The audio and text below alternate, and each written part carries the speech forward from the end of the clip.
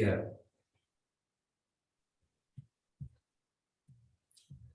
Okay, Bismillahirrahmanirrahim.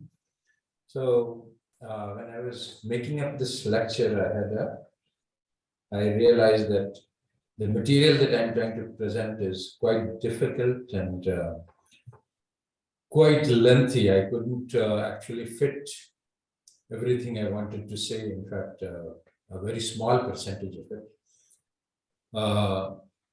And so, after considering various possibilities, I'm going to go over the material slowly and take it piece by piece. But it is a complex argument with many pieces.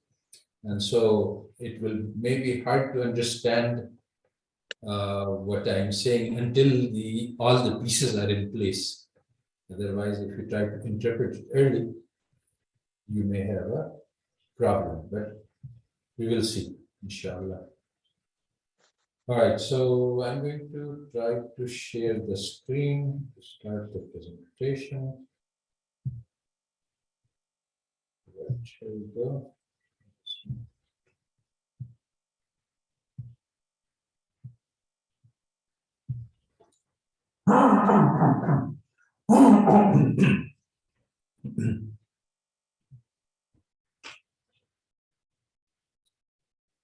Okay, so Bismillahirrahmanirrahim. So our topic is the dazzle of Western knowledge, which is taken from Iqbal's share that my eyes were not dazzled by the glitter of Western knowledge, they were protected by the dust of Medina and Najaf.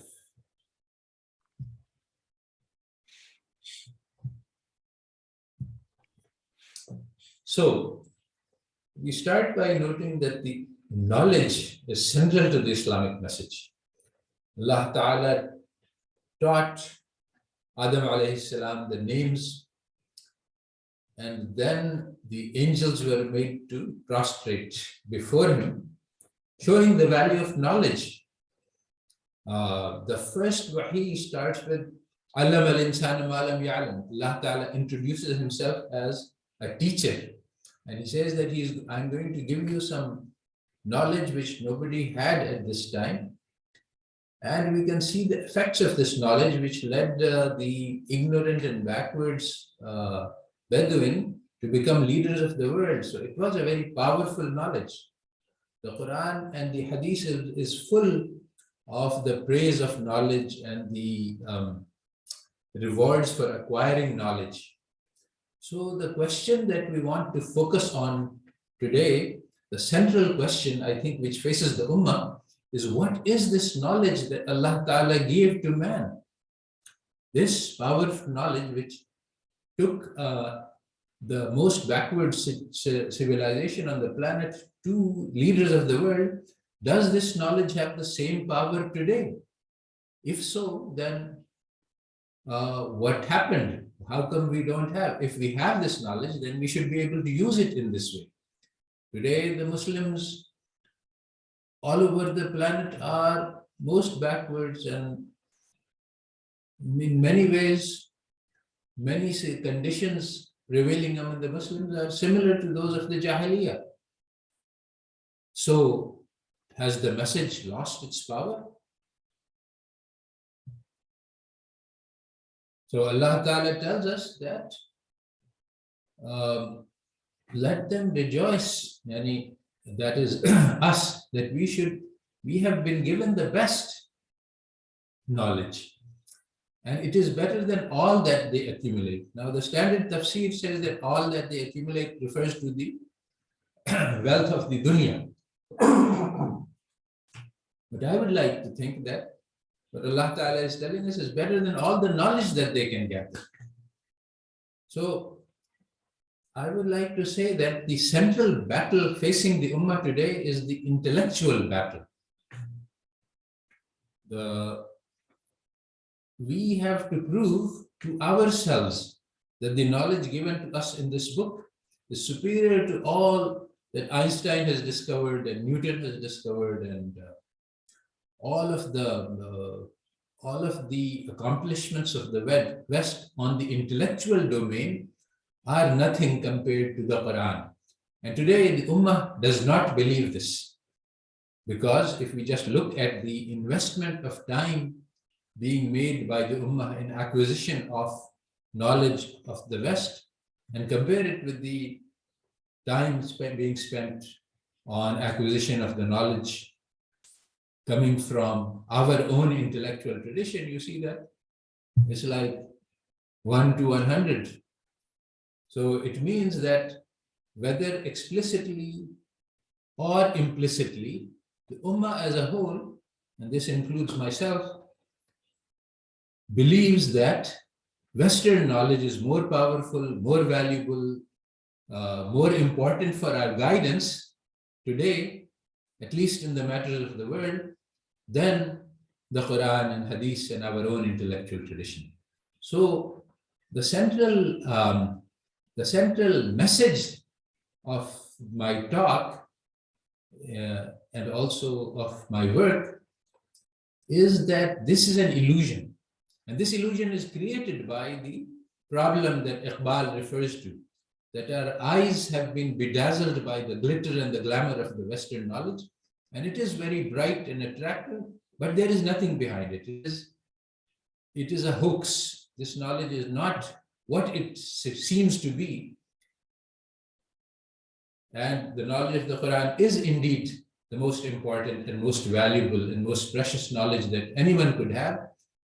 But because our eyes have been dazzled, we cannot see this. And because we cannot see this, we cannot benefit from the knowledge that the Quran has to offer. So the problem that I'm saying is a spiritual problem.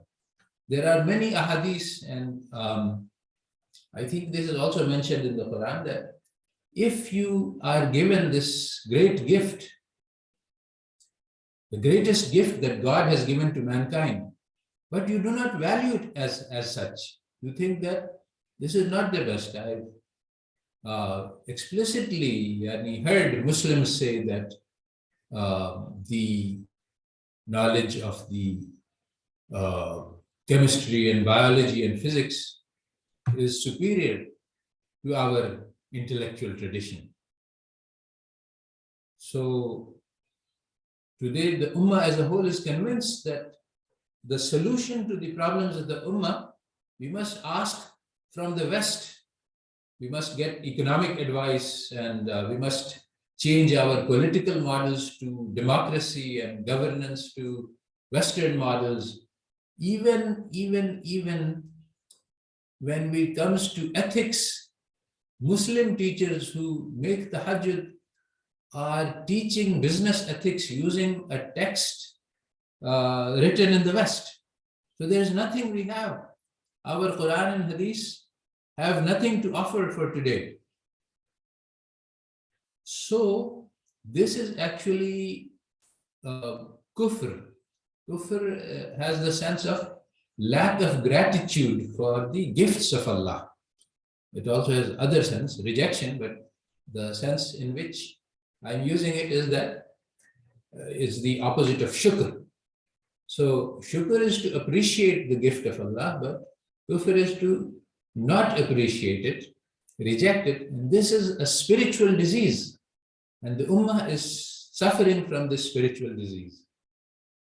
And the solution is to understand the nature of knowledge and why the knowledge given to us in the Quran is superior to everything that the West has gathered over the past 3 or 4 centuries. So to understand this issue, we have to understand how our own thought processes have been shaped to make us believe that Western knowledge offers us guidance which is superior to the Quran. Why do we look to the West to solve our economic problems, given that the West is facing such huge economic problems? Why do they look to their educational problems when to their models in shaping our society, our culture, our politics, our economics, when these models are not actually working very well in the West themselves? So the answer is that the globe was colonized about At least 90% of the Muslim lands were directly or indirectly under the influence of the West. And the conquest or colonization is primarily a conquest of minds and a conquest of knowledge. This is something which is not widely realized. That we think of conquest and colonization as physical colonization, as application of force to acquire control, but the control is mainly psychological. It is not possible for a handful of people, 1,000 British administrators, to control a population of millions without psychological and mental control.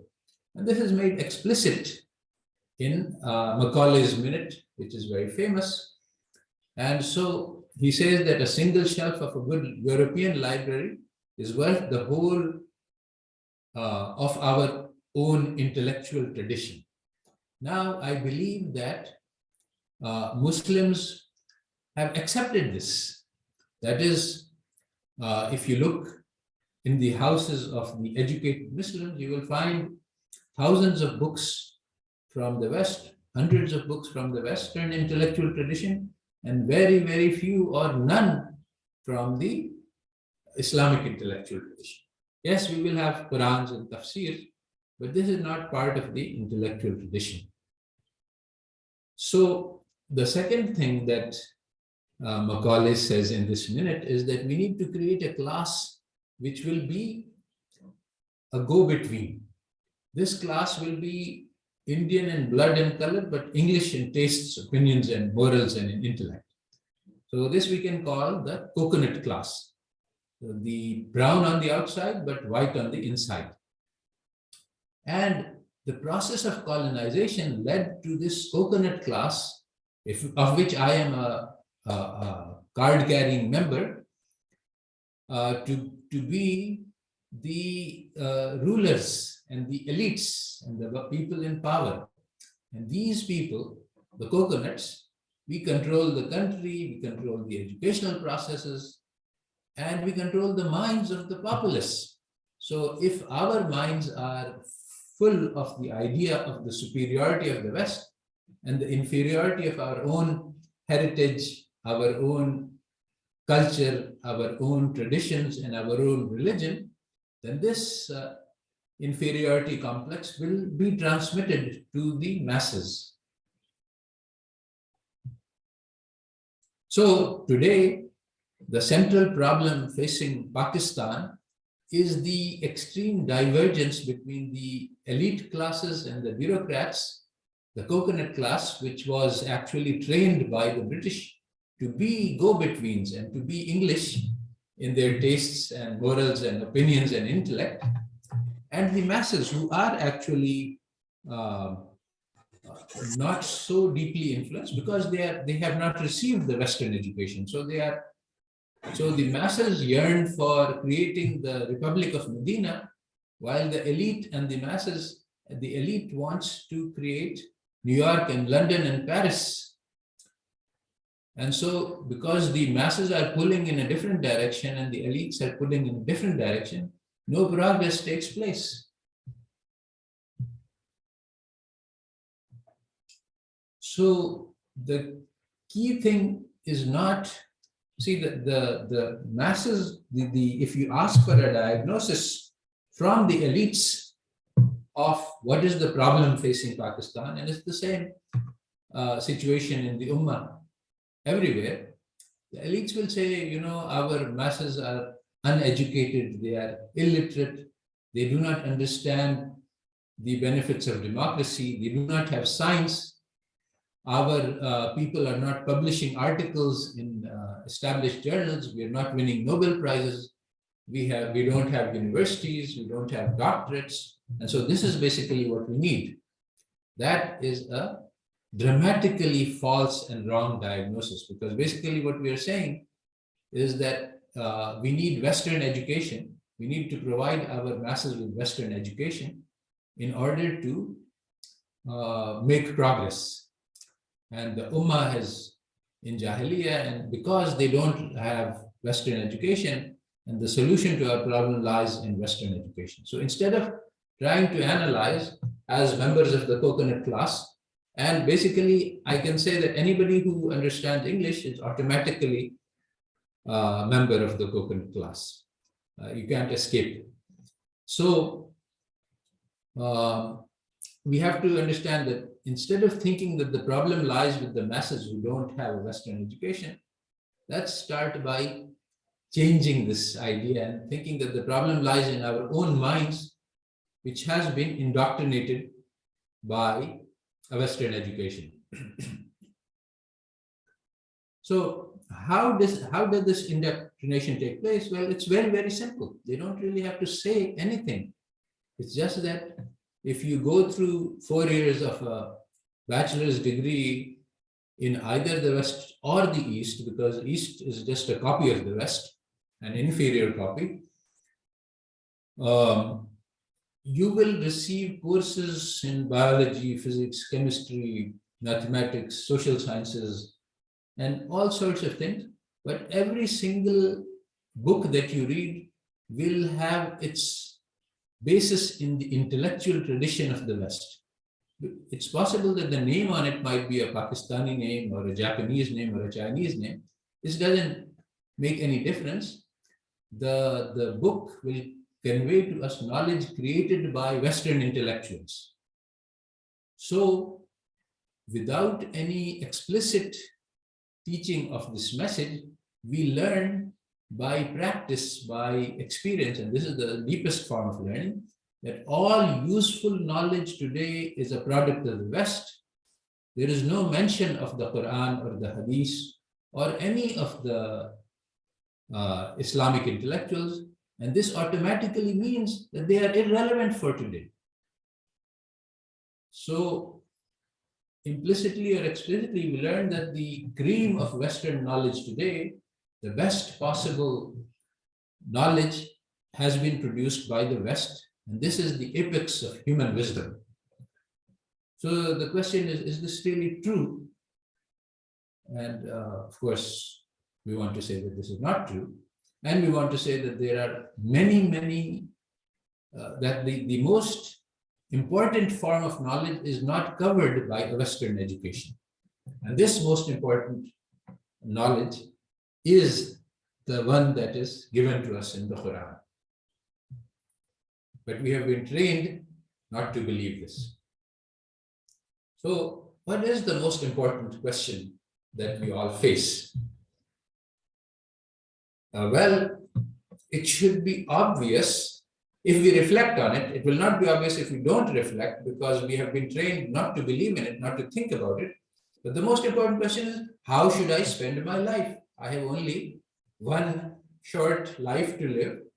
I have only a brief amount of time to spend on this earth. So how should I live this life? Should I be kind and gentle, or should I be cruel and greedy? Now, no matter how much chemistry or mathematics or biology you will study, you will not find the answer to these questions. No amount of education that we receive of the sciences that have been developed by the West will give us an answer to the question of how we can become better people, how we can take nafs-e ammara and lead it to become nafsul lawwama and to become nafsul mutmainna. And these questions, basically the most important question is this: Allah Ta'ala tells us in the Holy Quran that every human life is worth that of the entire planet. If you save a life, it is as if that you have saved all of the human beings on the planet. If you take a life, it is as if you have destroyed all of these lives. Now, according to our Western training, according to my Western training, this doesn't make any sense. How can 1 equals 1 billion? It is even worse than the Trinity formula, which says only that 1 equals 3. Allah Ta'ala is telling us that 1 is equal to 1 billion, or 7 billion actually, 7 billion lives. So this doesn't make any sense. That because we are thinking according to the training we have received in the West and not according to the Sufia who told us that you are not a drop in the ocean, you are the entire ocean contained within one drop. So once we start open our minds and hearts to the ways of thinking that are taught to us in our own intellectual tradition, we will see that Allah Ta'ala is talking here about the potential. Every human being is like a seed which has the potential to become a tree. And the tree has potential to generate thousands of seeds, which all have potential to become trees. So potentially, every human life is infinitely precious if we realize this potential. So the most important question for us is how can we develop the enormous amount of potential that has been placed inside our heart, and how can we realize this potential? Now the question is, does any of the courses in the West address this question? It's not that do they answer the question, do they even formulate the question? Can they even realize what the question is all about? They cannot even pose this question. So the Western religion doesn't even tell us what is the most important question that we must think about and answer for our lives. So here are some Western answers to this, what is the most important question? So Einstein said that the most important question is this universe a friendly place? Well, we have already been given the answer to this question in the Quran. Allah Ta'ala tells us that Allah Ta'ala wrote for himself mercy. So it means that this universe is a friendly place. Allah Ta'ala wants us to succeed. He has promised to forgive us. He has promised to make his mercy ghalib over his ghazab. And so we know the answer to this, which Einstein did not know. Here is a very practical businessman who asks about what is the 5 most important questions. He is talking about the business, and he says that the most important question is, what is the mission of the organization? So I think that more or less this is correct, except that we don't run corporations. The most important question that you and I face is, what is the purpose of my life? If I don't know the purpose of my life, I will not utilize it in the right way. So here is Jung. He says, what the most important question is, what myth am I living?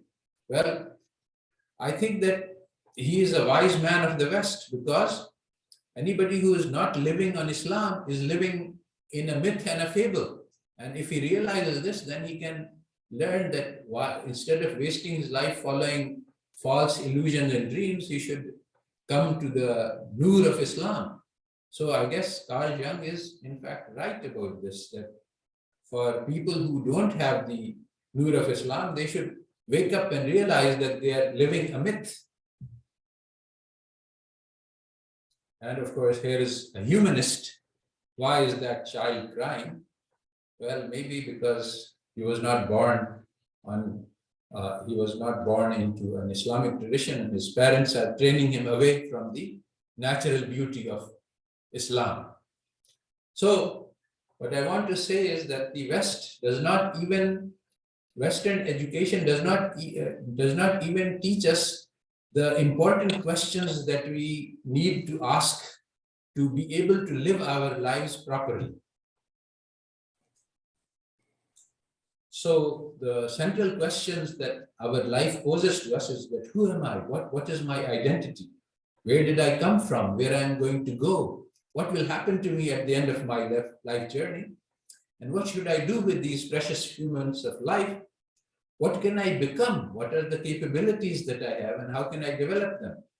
Actually, I can become a computer programmer, or I can become a chess player, or I can become the world champion in racing, or I can learn how to, in car racing, or I can learn how to run a 4-minute mile. But any of these efforts, any of these capabilities that I try to develop, they will take a lot of time and energy and effort. Should I become the best businessman in the world? Should I become, so which capability should I develop? If I don't know the answer to these questions, then I will set myself an illusion, a myth for a goal, and I will pursue it all my life. And at the end of my life, I'll find that I have been chasing the wrong goal, and I have been worshipping the wrong God. Basically, the concept, Islamic concept of God is that the thing that we desire to please. So one very important question for self-analysis is, who is my audience? Who am I trying to please? We are always trying to, we are trained from birth, from in our early childhood, we try to please our parents, and sometimes we grow through our whole lives trying to please our parents or our peers, our friends, our social circle. So it is actually a very important part of our self-analysis to understand, who am I trying to impress? What am I trying to do? The things that I'm trying to do with my life, who is my audience? And basically, Islam teaches us that La ilaha illallah means that make your Allah Ta'ala your only audience. The only one you're trying to please is Allah Ta'ala, and don't care about anything else. And this is very, very, very hard to do, by the way. But at least we understand what it means because of the benefit of our own intellectual tradition. We cannot understand this from a Western education. And this is the most important question. Who is my audience? Who am I trying to please? With my whole life, from my birth to death, my whole life is an act of drama.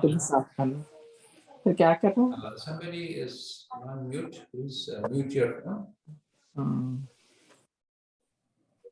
Yeah. So this acts that the life is, as Shakespeare said, life is a play, and we are acting. And so we have to realize who we are acting for. And the purpose of the kalima is to try to create in us the awareness that the only audience is Allah Ta'ala. All else are just puppets. They don't matter. And the only one who can hurt me, and the only one who can help me and reward me and recognize me and love me is Allah Ta'ala. And so all our actions should be directed solely towards Allah Ta'ala. And this is not one of the lessons that the Western education teaches us. In fact, quite the opposite. So Allah Ta'ala teaches us that the life of this world is about play and amusement. And today we have gotten very, very serious about this play, because that's the teaching of the West, that this world and the life of this world is all important. In fact, there is nothing else. One of the not so hidden messages of a Western education is that only the life of this earth matters. There is nothing after that. So we have to make it count, but not in the sense that Allah Ta'ala teaches us to make it count. We have to make it count in the sense that we have to maximize the pleasure that we get, and we have to pursue power and pleasure and profits. And that is the purpose of life that we are taught. Now, the education that we have received is designed actually to turn us into standardized parts of a machine for production of wealth. So we have been given job skills, and we have been turned into human resources, not into human beings. Basically, you can, if you want to put it in a nutshell, the content of this lecture can be said that Western education produces human resources, and Allah Ta'ala and His message produces human beings. And our poets have understood this when they have said that bas ki mushkil hai काम का आसा होना, आदमी को भी मुयस्सर नहीं इंसान होना. So we are all created as as human bodies, human in form, but to become a human person, to become a human being, to travel through these stages of spiritual progress is not at all easy. So we have been, the knowledge that we have given is actually poisonous. It gives us, it is built on foundations which are deadly. And there are, I'm going to try to discuss some of these toxic philosophies that we have learned. But the philosophy is separate from the instrument that has been used to feed this into our mind. So there is the medicine, which is contained in the bottle, and then there's the spoon in which the medicine is placed, which enables the administration of this medicine to the mind, to our minds. And the spoon is the Eurocentric history that we have been taught. And so this is, we have to differentiate. There's a deadly philosophy which is the goal of my lecture to analyze, but my fear is that I will not be able to get to that except in a very minimal way. And then there's the methodology by which we have been made to believe that this is the most important thing for us to learn. And basically, we have been taught a false history, and I have given a link to a whole lecture on what this false history is and what is the truth about this. But in a nutshell, again, in one sentence, you can say that the history that we have been taught says that only the European nations have created valuable knowledge, and this is the only advanced civilization on the planet. All other races are primitive, ignorant, barbaric, savages. And the way for us to come out of our ignorance and come out of our barbarism and come out of our primitive culture is to learn from the West, because they are the most advanced. And an example of this is Salman Rushdie. He wrote the book Shame, in which he basically shows his contempt and ridicule for his own family and his own society and his own culture.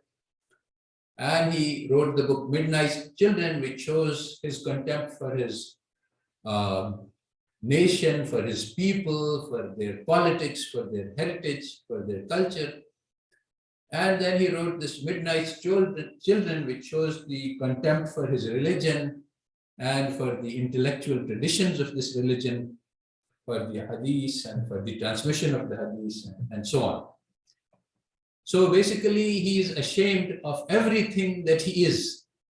And you see, the central question we face is, who am I? And if a Western education teaches you that you are nothing, you are despicable, you are just ignorant and savage barbarian, then you will have no incentive to look deeply into who you are, your own culture and your own heritage, and to see, you won't see anything of value in there, so you won't even examine it. And that is the inferiority complex that is created by Western education. And this does not help us. In fact, it's a great, great obstacle to answering the most important question that life gives us, which is how to live our own lives.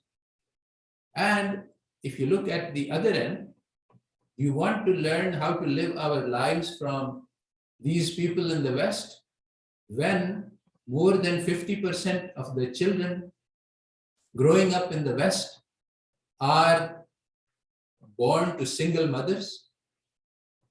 That's the beginning of life, where you don't even have a family. And the vast majority of children today face the problems of social network that's breaking down, families which are not healthy in the ways that we have been taught in Islam. And so this education doesn't help us deal with our life problems. No, my own economics teacher was a Nobel laureate, Stiglitz, and while in Stanford, uh, we learned that his wife had run away with another economist. So having an enormous amount of wisdom in economic theory doesn't teach you how to behave well towards your own wife. So doesn't tell us, this Western education does not teach us how to live, and how to live is the most important question. So all that was just the setup for the topics I want to discuss. And so basically, and this was to basically persuade my audience that what Islam has to teach us is worth looking at, because a Western education teaches us that no, nothing from our tradition is worth looking at least when it comes to this world. Yes, so our Muslims like me, we learn to compromise. We say that, okay, Islam teaches us how we will earn the Jannah, but the West teaches us how to live in this world. So we make a division, which is actually a very deadly division.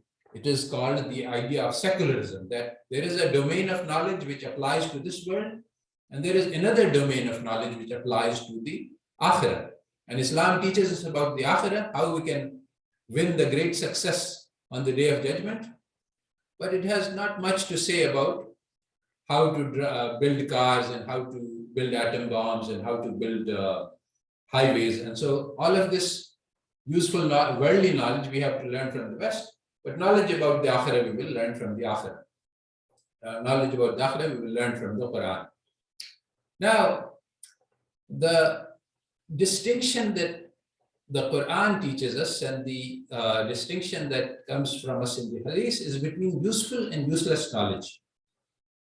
And there is a world of difference between these two. Useful knowledge, Prophet Muhammad sallallahu alaihi wasallam asked Allah for this useful knowledge, and he sought protection from useless knowledge. So, but unfortunately, this distinction does not exist in the Western intellectual tradition, and that is because the West considers that lives were created, that the universe was created by an accident, and so it is our lives are meaningless, and basically useful and useless are with respect to a purpose of life. If I have a purpose of life, then useful knowledge is that knowledge which helps me achieve that purpose, and useless is that which prevents me from achieving this purpose. So now, because the West abandoned the idea of Christianity and of Akhirah and of life after death, so they focused their goals on this dunya. So West teaches us, Western education teaches us that useful knowledge is that which allows us to earn money, which teaches how we can get pleasure in this world, and how we can make more profits from our corporations and business. So the Western classification of what is useful depends on the purpose of that they teach us, and basically the Western purpose of life is based on this worldly life only, because they rejected their own religion.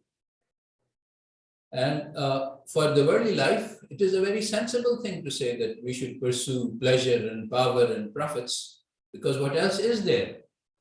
But this does not match Islamic ideas about what is useful and what is useless. And so we have to reshape all of the knowledge that has been produced into knowledge which will be useful for us for the pursuit of the goals which are given to us by the Quran. And when we reshape knowledge in this way, we find that knowledge itself changes.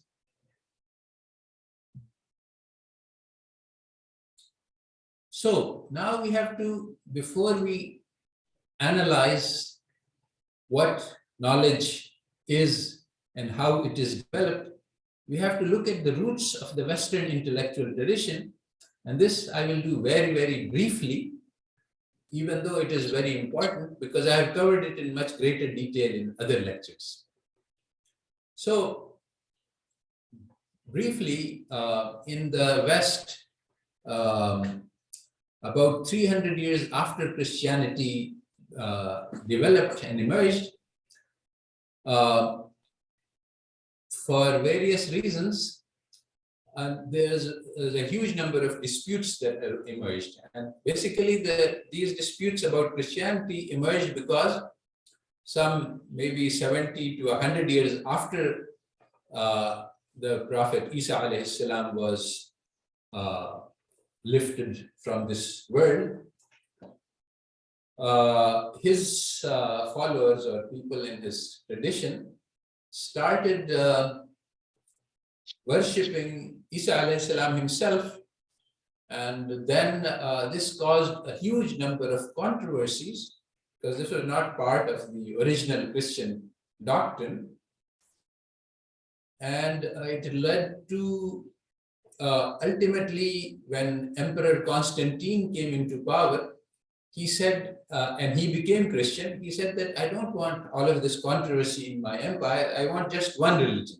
So he gathered all of the Christians, and they had the Council of Nicaea, and at this council, Trinity was declared the official doctrine of the church. But how did this happen? Well, basically, they forged some documents, and they made these documents part of the Bible. And this is something that Bart Ehrman, who was a very radical fundamentalist Christian, and so he has very deep knowledge of Christianity itself. He has written many books and many articles and many videos on how early Christianity developed this problem. But how this matters, I'm not here trying to create an argument between Islam and Christianity, and I'm not trying to, I'm looking at a very, very different thing which emerges from this. Basically, Christians were faced with a huge problem. They had to prove that 3 equals 1. And they had to prove it, and they had to convince the masses of something which is basically false, contradictory, and impossible. So they developed this method, which we can call the axiomatic deductive methods. And this is actually at the basis of Western intellectual tradition today. And what is this axiomatic deductive method? Well, there are two things. There's what we are told that it is and what it actually is. So what we are told that it is, the axiomatic deductive methods, is that there are certain axioms, certain things that you must take for granted, that you accept. You cannot discuss these things, you cannot argue about them. They are just fundamental facts that everyone must accept and take for granted. And that is Trinity, for example. So if somebody says, how can this be? Well, just believe in it. You don't have to think about it. You don't have to argue about it. We're not going to tell you anything about what it is, where it comes from. This is just something that is a fundamental. You can't talk about it. So this methodology, where some portion of the knowledge is placed as fundamental and it's not open for discussion. It is the pillars of the building which are hidden underground, and the whole building is built on that. But those pillars, those underground pillars, they are never open for examination or discussion or debate or argument. So this fundamental methodology comes from the need to prove lots of ridiculous and absurd things in Christianity. And this exact same methodology has been used in the development of Western physical sciences and also of social sciences. So, how come we don't have sound here? Sound is very important. Oh, I see. There is a. All right. Since we don't have sound, I will have to. So here is the scene from Wizard of Oz, where these people are just extremely afraid, but then they see that there is a man behind the curtain who's producing all this fire and smoke. And he says, "Oh, don't look behind the curtain." And so Dorothy walks up to the Wizard of Oz and says, "Who are you?" And he says, "I am the great and powerful Wizard of Oz." So basically, this great and powerful structure of Western knowledge is just an illusion.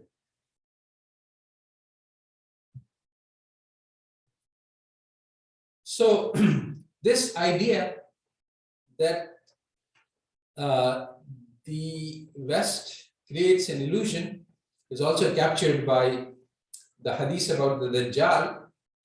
And the Dajjal will say that I am a prophet, but he will not be the prophet. There is no prophet after Prophet Muhammad sallallahu alaihi wasallam. Then he will say that I am your Rabb, but we will not see our Rabb until we die. So this is, and the fitna that he brings, the Dajjal, will be that he will have with him paradise and hell, but actually his Jahannam will be the Jannah and his Jannah will be Jahannam. And today, people living outside the West think of the West as Jannah, that they have advanced civilization, they have technology, they have every possible benefit and every possible thing which can please the nafs. But those who are living inside that Jannah are actually living in Jahannam. So the appearance is something and the reality is something else. The knowledge produced by the West is built on false foundations and which cannot be seen. Personally, I was a teenager at MIT and I had friends. One of my friends was Paul Kinney, and his father was a doctor at Columbia, a very rich man, but he divorced his mother, went to live with married some young nurse in his hospital. Paul was heartbroken. He spent his life searching for approval and love from his parents, which he couldn't get because they were busy with their own lives. And eventually he ended up committing suicide. So just saying that when a child grows up in a single parent family, he cannot possibly get the love that he deserves from both parents who love and care for him and make him the focus of their attentions. When you have a single parent, of necessity, she or he has to pursue their own life and careers and love lives and other things in addition to the child. So regardless of how much they care for the child, they cannot provide him with the comfort and safety of a home. And if you look at the teachings of Islam, you find how extremely important this is. So one of the great defects of Western knowledge is it doesn't tell us how to build a good family, how to have good family life. And this is one of the essential aspects of creating a good life for our children and also for our own good life. Now, coming to the Western structures of knowledge, there are two separate kinds of knowledge. One is that of the physical sciences, which is indeed very glamorous. We are sending rocket ships to the moon, and we are communicating by these computers and technology and these airplanes and satellites and ovens and refrigerators and all sorts of comforts. So the physical sciences. And then there is the social sciences, which claims to be of the same type of knowledge as the physical sciences. And this is one of the greatest tricks in the magic of the glitter and the glamour of the West, that they tell us and they teach and they believe that social science and physical science, they are both science, and so they're both equally valid. But actually, if we take a leaf from the Bible, it says that you shall judge the tree by the fruit it bears. So if somebody looks at the physical sciences, then they can say that, okay, our physical sciences have produced miracles of nanotechnology and medicine and all sorts of things. And for sure, there is a claim that is worth examining, worth looking at. But what about the social sciences? The social sciences have produced a dead a place, a society which is very, very bad. In Britain, they appointed a minister of loneliness. The level of alcoholism, drinking, suicide, drugs, all sorts of attempts to arrive at pleasure using any possible means and failing. This is the society which has been created in the West, where a handful of people own half of the planetary wealth, and more than 1 billion people are homeless and hungry and living in miserable conditions. And there is continuous wars ever since the 20th century, in which there are 2 world wars, 70 million people died, but all over the world there are conflicts going on, because the fundamental message of social science is that all is fair in love and war. That is, when you want to pursue pleasure and power, you can do anything you like. There are no morals, no moral limits. And so basically, the way to understand Western knowledge is to understand that social science is the religion of the West. It has no real basis. This economic theory that we study, and political science, and sociology, and anthropology, and all of the social sciences, they are part of a religion which replaced Christianity. This religion has no validity. It's a system of beliefs which is in direct conflict with Islam. And the physical sciences, they are the tools of this religion. This religion, basically, one of the key elements of this religion is that it is irrational to believe in the Akhirah, because we have no empirical evidence for Akhirah or for God. So once there is no Akhirah, once there is no judgment, once the universe is a cold and cruel and harsh place, no one is watching what we are doing. If we do enormous amounts of evil, there is no punishment for it. And if we do a great deal of good, nobody will reward us for it. So once we accept this as ground realities, as the cold, harsh, and cruel facts of life, then we learn that, well, if it is necessary to kill millions of people to have your way, then do it. Just like what happened in Iraq, as the Madeleine Albright, the US ambassador to the UN, said on Nightline TV, when she was asked a question, is it worth killing 500,000 children in Iraq to achieve your goals? And she said, yes, this is a difficult question, but yes, I think it is worth it.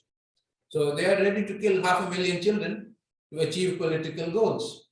And this is the social science of the West, and this is what it teaches us. So Allah Ta'ala tells us that the value of a deed comes from the intention, the maqsad.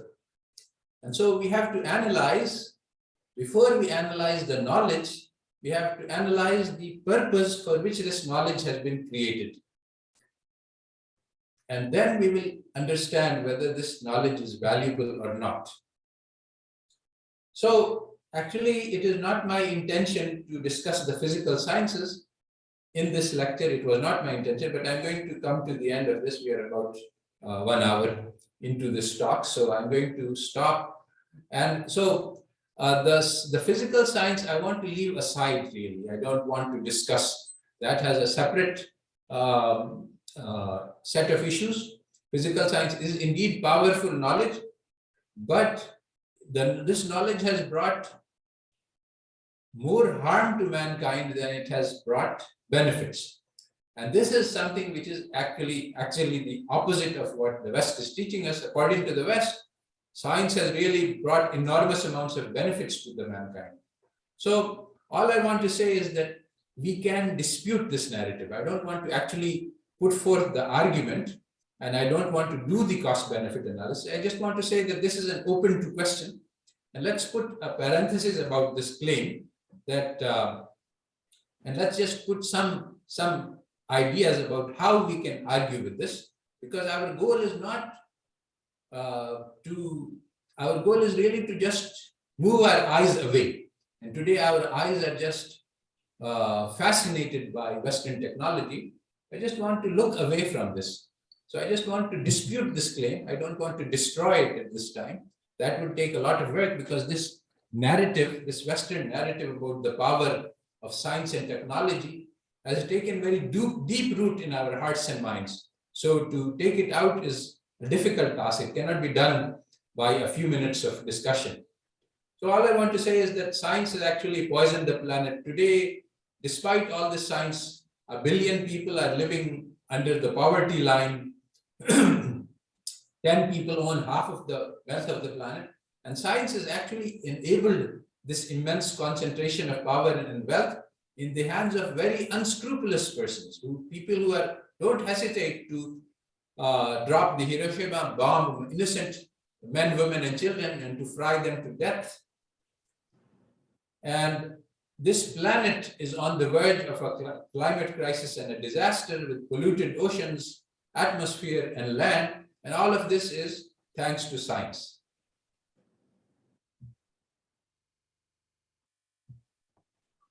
So if the planet is destroyed, this will be because of the science. And there is this nice, the disaster will take place when it takes place. So an optimist is a person who jumps off the Empire State Building, and when he's passing the 42nd floor, he says, so far so good. I'm just enjoying this free fall. Science has played the power to destroy humanity in the hands of a few people who have no ethics, no morals. Stephen Hawking, he says that currently humanity is like on a canoe which is proceeding towards the Niagara Falls. And currently it's possible for us to reverse course with a massive amount of effort. But once you're over the fall, then that's it. There is no way to get back. So I think that we are at the end, and basically, I haven't actually even began talking about the main topic of this talk, which was to discuss the toxic philosophical foundations of Western knowledge. So I'm going to just end by saying that there is knowledge of the heart and knowledge of the mind. The West has focused on the knowledge of the mind and rejected the knowledge of the heart. And this starts with Descartes. You know, when he said, I think, therefore I am, Descartes is called the father of Western philosophy. And he is pondering the question of whether or not he can establish his existence. And now, if you think that, let's suppose that for some reason, for some very strange reason, I am doubting my existence, then what will I do? Well, if I just close my eyes, I will feel the tingling of my skin, the blood rushing through my veins. I will feel the pumping of my heart, and I will feel the air touching my skin and giving rise to sensations. So I will know that I'm alive. I will feel that I'm alive. But what does Descartes say? He says, I think. So actually, he explicitly rejects our human experience, our human beings, our feelings, our heart, our spirit, our soul. All of these are rejected as sources of knowledge in the Western tradition. The only source of knowledge is the brain. And the brain often makes a mistake. This deduction, I think, therefore I am, is an example of false logic, illogic. It is an argument which assumes its conclusion. Because when you say the word I, you have already assumed that you exist. So I, whatever I do, I exist. If you say I think, then the existence of the I is already assumed. So this is an example of a pseudo-logical statement. It doesn't really tell you anything. It's actually ridiculous and absurd, but this ridiculous and absurd logical deduction was celebrated as a great accomplishment of the father of Western philosophy. And this was made, but the key, the most important thing is that Western knowledge does not address our heart, does not address our spirit. It does not allow us to learn from our personal experiences.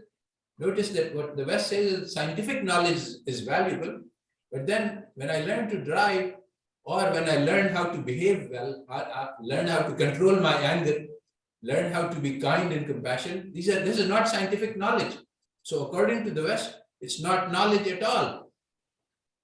So I think I will stop here because 1 hour is up, and I will. I don't have. Assalamu alaikum. Ji. Ji, thank you so much. Very informative. Jazakallah khair. I'll try to be brief. As I understand, the very basic of science, like, for example, the discovery of zero, alchemy, algebra, astronomy, there were the basic that the Muslim Arabs were the inventors. And what happened was the Crusaders, during their 80 years of his stay, they learned all of this and took this basic knowledge with them back home, and they kept developing on it. And yet, we, the Arab and Muslims, even though we were the inventors of the basics of sciences, for some reason, we could not keep developing it. And I understand that is the reason where we fell behind. And that's how the Western advanced into science. But it's also my belief that the knowledge of science in no way will take you away from your religious knowledge. What it makes a difference is how you educate your child, in what environment you bring up the child. That is very important for him or her to become a observant Muslim later in life. Thank you very much, and I'll listen to your answer. All right, so basically, science itself is not harmful, but what the Western tradition teaches us, implicitly or explicitly, is that science is the only valuable source of knowledge, and scientific knowledge is more valuable than all other kinds of knowledge. So one very pious and sincere Muslim asked me once that I wish Allah Ta'ala had put E equals mc squared into the Quran so that everybody would know that the Quran is true. So on his own idea, he was trying to say that that this would provide a dalil for the Quran. But what he was really showing, without being aware of it, is that E equals mc squared is more important than the knowledge that already exists in the Quran. And this is a very common belief among Muslims. So the worship of science is what is harmful and poisonous and toxic, and this is part of the Western message.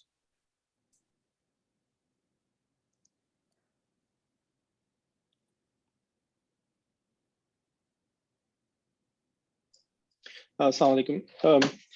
So my question is that you mentioned the difference between physical and social sciences. So it seems that what you're implying is that if we take away the the current form of the social sciences, replace it with an equivalent which is rooted in Islamic principles, then the science can still function as tools for that system. Yes, I think that I have in previous talks, I've mentioned that all of Western social science needs to be jettisoned and we need to replace it. And I have actually proposed an outline, which I call Ulumul Umran, based on going back to Ibn Khaldun. The social science teaches us how we should live as individuals, in our collectivities, as families, as neighborhoods, as communities, as nations. And how we live determines how we should use science. So should we use science to build weapons and send rocket ship to the moon? Or should we use science to make it possible for the hungry people on the planet to eat? This will be determined by the social science. Today, the economic theory that we have is very deadly and poisonous. It says nothing about hunger at all. It says nothing about feeding the hungry, which is what the Quran teaches. It teaches only how to maximize wealth for the whole society. This is starting from Adam Smith, the wealth of nations. The main concern of economics is how can our nation as a whole become wealthy? And it doesn't matter if all the wealth is in the hands of 10 people or it's in the hands of the nation. So the economics is teaching us the wrong lessons about what we need to do. And so that needs to be replaced. And once we have the right lessons, then we will be able to use the tools and technology provided by science for good purposes instead of bad purposes. But today we are not able to do this. Today, the genetic engineer who graduates with the best possible knowledge, he goes to work for Genentech or one of these genetic modifications. And what they have done, they have developed a massively productive form of rice, which can produce enough grains, wheat or rice to feed the planet. But they don't want to sell this grain, because if they sell it, then next generation, they can only sell it one time. So what they do, they spend millions and millions of dollars on research to make this a terminating seed, so that when you sell the seed, the farmer cannot take the seed from the plant and replant it. Instead, he has to buy the seed again. So this is highly unethical, that you're keeping people hungry in order to benefit from their hunger. But this is what an education teaches us to do. That way we can become human resources. We have noticed people who have lived mainly in the Western societies, we have noticed that generally speaking, apart from the families system, of course, that is destroyed, but the other moral values seems to be better than we Muslims who are living in the Muslim countries. So this becomes a big dilemma, that as we should be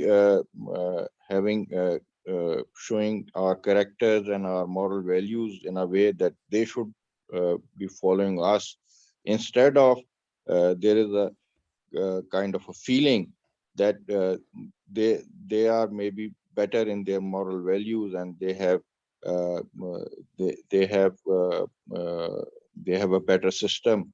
They have a better social welfare system. For example, their medical welfare system, especially in the Europe and the West, that takes care of their population and masses, and that is not implemented here in the Muslim world. So, how to describe these differences? That's a very good question. Basically, you are arguing that, or you're thinking that the West is morally superior to Islam. Islamic population. Now, this is something which does appear to be the case on the surface, but if you explore it more deeply, then you find that this is not really true.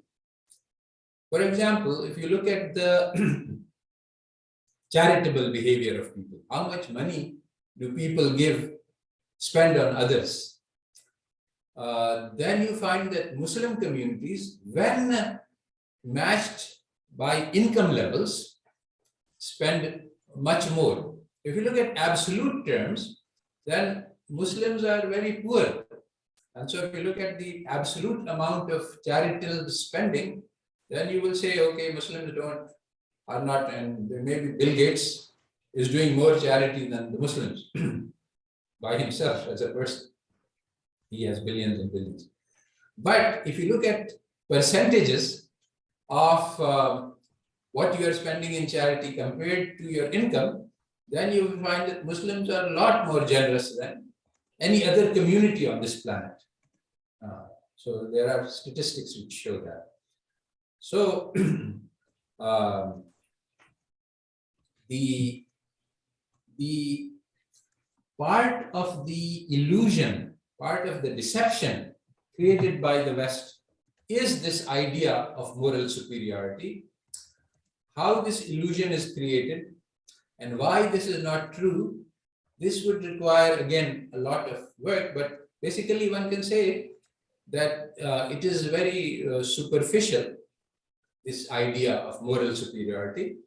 When you go there, you are very impressed, people are very friendly. I was very young, I was 16 when I arrived in Boston at MIT, and I was totally impressed by how friendly everyone was. I had been told that people are racist, but they were not. They were very kind and courteous and friendly and helpful. And I hadn't seen in Pakistan, if somebody smiles at you, you think that, oh, and he's a stranger, you think, oh, he's about to ask you for some money, because people don't smile at each other. But in the West, of course, they do. So there is a very good first impression. But when you go with your best friend to have a cup of coffee, then he will produce his own quarter, a dollar, and you will pay your own dollar. And on an occasion when I was with my fellow faculty member, and I tried to pay for it, he refused. And there is a genuine fear that if I allow him to pay for my coffee, then I have incurred a favor, and then he might be able to ask me for something that I don't want to give. So this kind of a very, very close accounting of keeping track of, and people keep track of the Christmas presents they receive in terms of dollars. Okay, this guy gave me a $20 present, and now I have to give him $20 present back. So this kind of, the society is highly individualistic. The child doesn't, the child it has no responsibilities to the parents have no responsibility to their children. If you go on Quora, you will see that parents are asking that my 19-year-old daughter has failed to make it on her own after I kicked her out of my home when she turned 18. And she wants to come back. Should I let her come back to my house? And things like that. So what looks like very nice on the surface is really quite disturbing when you go into the details. So on a superficial acquaintance, you will have very good friends, but when you look deeply into their lives, you will find that they don't have the morality that appears to be there. I have one question here that I received on the chat. It's the educationists who are given opportunities to develop curriculum for our colleges and institutions in Pakistan are Western trained. Therefore, we should not expect from them to pass the knowledge based on Islamic ethics. This is a dilemma of our system, which is neither secular nor Islamic. Having said that, what would you suggest to overcome the issues prevalent in Pakistani society? Yes, I think that basically education shapes society. It is so the child is educated in his mother's lap, so that's the first seat of knowledge. And if the mother gives him the love and kindness and compassion, then the child will learn how to love and be kind and compassionate.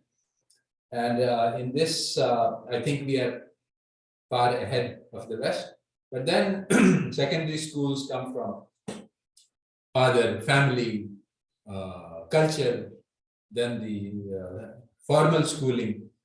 And all of these sources are currently very bad. We don't have the neighborhoods, the Islamic neighborhoods where you take care of 40 houses to the right and 40 houses to the left, and there is no one hungry in your neighborhood.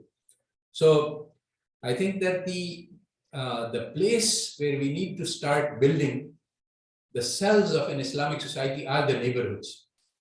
So build better relationship with your neighbors, build a community based upon your masjid. These are the places where we need to start building. As far as the issue that I'm talking about, building, creating an alternative to Western education, I think that's essential. But as somebody said, it's also very difficult because all our educators are trained in the West. So the solution to that is being developed. There is Zaitunia in California, and there are many, many Muslim intellectuals who are trying to break free of the chains of Western thought and to create alternatives based on Islamic intellectual traditions. And this work is on its way, and it's produced some good results and it produced some bad results. And in fact, some of the things that are going on in this direction, I was going to discuss, but we didn't get to that part. But yes, it is. I think this is the most important problem facing the Ummah right now, to develop an alternative to Western education. But we don't have any. This requires thousands of scholars to be working, and we currently don't even have the concept that this is an important issue. That's what makes it difficult. One question that came was that some axioms are taken as for granted, but is that not true for Islam as well? Yes, in Islam we take for granted the Quran, that this is the word of God, and whatever He has given us, this is the truth, and we build upon that. And one of the teachings of Imam al-Ghazali was that we cannot use our mind, and we cannot use our reason, and we cannot use our senses to arrive at the truth. There is no way for man with his limited capabilities to arrive at the truth. So the only possibility for us is to accept what has been given to us as the axiomatic truth. And then we have a foundation, a solid foundation on which we can build. Adnan M has a question. Yes, please. Assalamu alaikum. This is my first time, so I'm a little bit hesitant. It's not a question. I was listening to you very attentively. I wanted to share an example because I've been studying this philosophy of science for some time. Yes. The contrast between what the objectives are in when we do things in the Islamic framework versus in the non-Islamic framework I think is best illustrated between the history of algebra and the history of probability. The history of algebra was initiated by Al-Khwarizmi because he wanted to simplify the rules of inheritance so that it can be easily calculated by people, which he mentions in his book several times. On the other hand, probability was invented by Pascal, Fermat, and Cardano because they wanted to gamble. This, because my specialty is mathematics, this really shows the motivation of what we want to do. And yes. like you said, from the Bible, you will see bear the fruit of, you see the fruit, right, of the tree. Yeah. What has probability given mankind today? I mean, I will leave that to everyone. And there's another example from geodesy. Al-Biruni went to, the K2 mountains to find the circumference of the earth. What was his purpose? Was to facilitate the direction of the Qibla and the timing. Yes. Right? Yes. When European colonialism started to solve this similar problem, when the expedition by the French was led and the British was led, into the Andes mountain, what was the aim of that expedition? For global domination. Yes. You see, there's a big problem there. Muslims invented spherical trigonometry, geometry, to do what? They did to solve the problem of the Qibla, the timing of the Salah. Yes. Contrast this with any other thing, operations research. I'm sorry about that. I think I should end with that. Jazakallah. Okay, thank you. I'm Atif. going to discuss philosophy of science later. This is very important, but let's turn to Asaf. Yes, this is my second question. So unless someone else has questions, I'll go again. So my question was, what about the claim that the Western sciences have this feature of self-correction, in the sense that we see now some waves that, okay, we'll do poverty alleviation, we'll take care of the earth, although a lot of time that's also motivated by economic motives, but at least there is an awakening supposedly. And also the fact that, for example, the person who asked Madeleine Albright the question, that journalist was also a product of the same society, right? So there is some sparks of an attempt to correct things also, right? So Yes. we'd just like to see what you have to say about that. Basically, all human beings are part of the family of Allah, according to Hadith Qudsi. And so all of the creation in the universe. And Allah Ta'ala loves best those who are kindest to his family. Now, what basically it means is that we are all related to each other, and everyone is born on Deen al-Fitra. And there is this toxic education with the parents, the make him Jew or Christian or secular modern. But the roots of humanity which tie us together are always very strong. And so when I say that Western education is bad, it doesn't mean that Western people are evil. All human beings have the capability of becoming the most pious person on the planet. The hadith about the person who had committed 100 murders is designed to teach us that no matter how bad the actions of a person, in the heart of every person is the capability for ma'arifah and muhabba of Allah. He has the potential to rise to become the greatest saint the world has ever seen. Every single human being, regardless, even if he is Hitler or Fir'aun. So the fact that people in the West do great deeds is of is nothing. And the Western education cannot overcome this basic essence of humanity, which is built within every human being. But it manifests itself in different ways in different places. So there is no puzzle about Western people acting in very great and noble and heroic ways. Any other questions anybody has? I think we are at the end of 1 hour, 90 minutes. So okay. Probably we should conclude. So inshallah, we'll be having a discussion with a talk with Dr. Zaman on a regular basis, and it's going to be a long term. So we have a WhatsApp group, and you can feel free to share your comments and any pressing questions that you want him to address in subsequent lectures as well. And if there are no more questions, then inshallah we'll meet again the first Thursday night in US time, 9 o'clock of every month. And it will be the first Friday morning in Pakistan, inshallah. Jazakallah. Assalamu alaikum. Jazakallah khair. Thank you, Dr. Zaman, for your time. And inshallah, feel free to message me for any comments or any suggestions. Jazakallah khair. Thank you. Assalamu alaikum. Assalamu alaikum.